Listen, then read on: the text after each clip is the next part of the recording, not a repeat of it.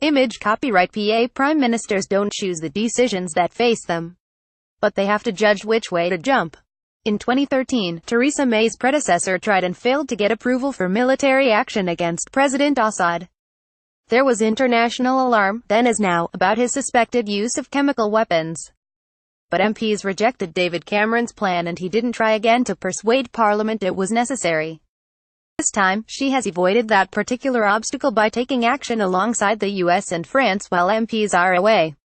The Prime Minister will give a statement to MPs on Monday, and she'll have to be prepared for irritation from many different sides. Part of the government's likely attempt to limit the political fallout will be emphasizing time and again that the overnight attacks were limited, both in scale and in purpose.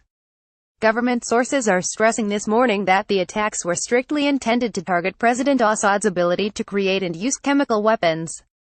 The government has not made a decision and has no desire to become embroiled more widely in the messy and complex Syrian civil war.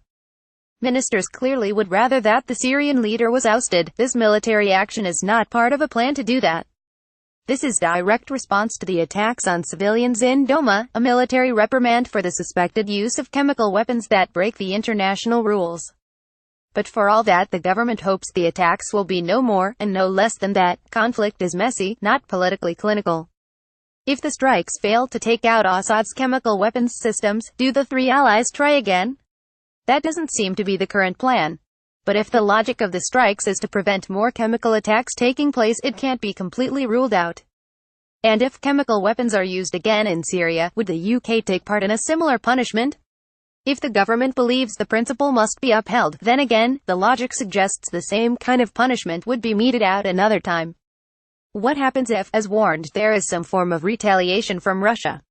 By the government's admission, these strikes are not part of a broader effort to change the dynamic in the Syrian war.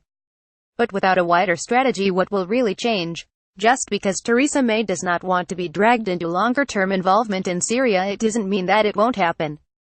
The decision to act was in her control. What happens next is not within her grasp.